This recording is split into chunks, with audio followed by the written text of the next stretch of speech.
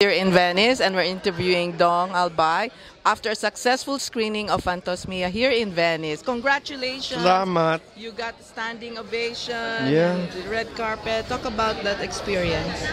First time ko na ma-experience to because actually I really wanted to know kung ano yung outcome ng work ko with Love Diaz because bigyan niya ako ng script na pagkahaba-haba. And this isn't easy yung parts ko kasi alam mo yun, binigay niya nung morning, tapos I have to memorize from morning till lunchtime, and we have a shoot after lunch. Wow! So parang grabe rin yung discipline. So I learned a lot from Love kasi parang inspiration talaga si Love kasi ang galing niya magsulat. Kumaga, yung lines na, poetry, at nagtaka ko kasi sila, niresearch ko, is from Mindanao. Tapos yung mga, yung poetry na nilagay niya sa script, Tagalog. Yeah. So, ako amazed ako sa yung mind niya, yung discipline niya. Kasi, ang nangyari, hindi ko alam paano siya mag-work. So, kasi kami ni Ronnie, we are friends, no? So, he's my kumpare. He's the godfather of my son. So, kumbaga okay na kami ni Ronnie. So, yung sa shoot namin sa Sampaloc, Quezon, yung first night namin, hindi ko alam na ganun pala yung discipline ni Love. So, kami ni Ronnie, umiinom lang kami sa gabi. So, after the shoot, the first shoot, sabi ko kay Love, tara, inom tayo dun sa amin, dun sa place namin ni Ronnie, dun sa Sampaloc. So, sabi sa akin ni Ronnie, wag mong gambalain yan kasi magsusulat pa yan.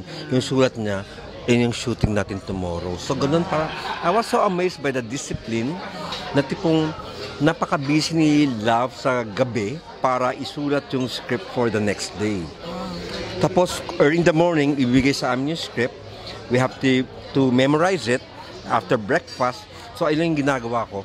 Ayun yung ginagawa ng cast, yung ginagawa namin lahat. Kasi after lunch, yung shoot namin. So, you know the discipline? Yeah. Natutunan ko kay Love na ganon. Sa writing, talagang napaka-fresh. Napaka-fresh yung script. Parang naamoy pa talaga yung kamay ni Love dun sa script. Talagang alam niya lahat yung gagawin. So, talaga, kudos kay Love sa disiplina. I was so inspired by this writing and yung binabasa ko yung script, talagang na-feel ko talaga yung character na gusto niyang ipalabas yung character ko dun sa film, which is mahal ka kasi sa akin yung pronunciation, yung mga rhythm ng yung mga words in Tagalog na ganyan. So nangyari yun na I was so meron din akong, I'm so proud of myself na nagawa ko kasi ginagawa ko yun through music. But walang music eh. Yeah. Walang music eh. It's just words that I have to deliver. Sabi ni Love sa akin.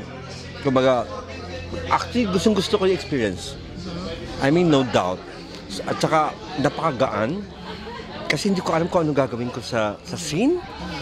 Sinabi lang sa akin ni Love, Tol, rock and roll lang ha.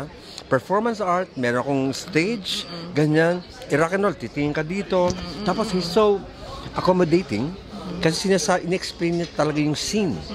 So may frame, sabi niya, dito ka gagalaw. Ang galing niya mag-instruct. Wala akong fear na tipong malinaw sa yung vision niya kung ano yung gagawin. Me as an actor, dun sa scene, yung sa mga scenes ko, malinaw sa akin yung ginagawa ko because he encouraged me to play, to be myself, to yung sa character, to bring life to the character. So I'm so proud. Kahit konti lang yun, pero mahaba talaga yan. At minura ko talaga si Love. Imagine, sa umaga lang ibinigay, tapos memorize, take na kayo. Lang, tanongin mo siya, minura ko talaga, putang ina lang, ayoko na, tama na yung scene na yun. I told him that. Did very well. You did very well, and I thought you were a real poet in real life, because the way you delivered it was very, Yeah, but kasi ganun naman, but Yeah, people tell me that. Kasi ayun naman yung ginagawa ko eh. Before I write songs, before I put melodies to my songs, I write. Yeah. Okay. So those are products of my writing, yung mga songs ko niyan. Pero with love, talagang unang baso ko parang ang ganda ng rhythm, ang ganda ng, na-excite ako. Na-excite ako talaga dun sa ginagawa, yung utak niya, na-excite talaga ako dun sa yung kung anong gusto niyang character. Yeah. So, I'm so proud to be part of this film. Start lang to, sabi niya. And my friend Ronnie Lazaro is encouraging me to to accept more roles para in the future, para to be parang aside from music, parang i-expand ko yung horizon ko. To try at masaya ako sa experience na to sa Venice and with the people around, the cast. Tsaka napakagaan nung from the shooting, napakagaan talaga nung samahan namin. Walang bad vibes talaga, walang negative energy. You just have to be there and you just have to listen to Love Diaz. If you will listen to Love Diaz, everything will be alright because totoo lang, okay na yun, sasabihin niya. That's it. And this is your first Venice experience. Talk about that. Actually, this is my first European trip in Venice, and kumbaga, actually blessed ako because Love, kumbaga, gumawa siya ng way para i-reach out ako kasi wala akong expectation. Di ko alam. Kumbaga, wala akong i-expect from this experience na makasama kay Love. Tipong natuwa lang ako na nag-reach out si Love through Hazel sa email na tipong, Dong, gusto kang paartihin ni Love sa pelikula. Sabi ko, game. He's Love Diaz. Kahit na sinong actor, tanungin mo, hindi pwede sila mag-no kay Love Diaz kasi represent tayo. I mean, he's big. He's a big name here in Europe.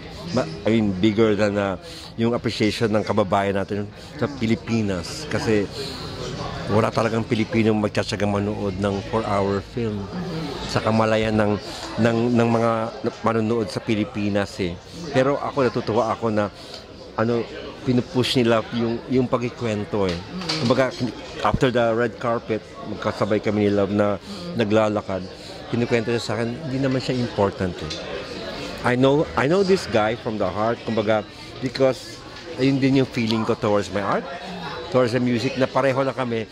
Yung film niyang, yung art lang yung mahalaga, yung music lang, and all the glamour and everything that we experience right now, kumbaga, perks na lang to. But what's important, yung vision, natupad yung vision niya, and I love this guy's imagination. Yun lang yung masasabi ko, and I love these guys. Yeah. So your first time in a feature film, first time to work with Love, first time in Venice. A lot of firsts for you. Yeah, but no, I acted on some films. Before, I had a film sa Cinemalaya. Gulay lang mga I was there. So kumbaga pinalabas, actually pareho ng yung Hispano, pero kumbaga I'm trying to explore more venues for, multimedia. Not just film, but visual arts, and theater, and literature, and music. Yeah, parang ganun na yung feeling ko. Ako lang to, parang parang gusto ko lang expand yung kung ano magagawa ko through art. Yeah, and that's me. Parang ako lang to sa tingin ko lang. Pero marami rin gumagawa, pero masarap yung feeling na ito yung mga kasama kong mga tao. Parang I found my tribe. So I'm so proud na part ako ng Fantosmia, and I'm so proud of the imagination of a kababayan na nakarating tayo ng Europe, nakarating tayo ng Venice, the oldest film festival sa mundo, and I'm proud of lahat. Lahat na. Hindi ko ma-explain. I'm so proud of the feeling is so deep that you can explain.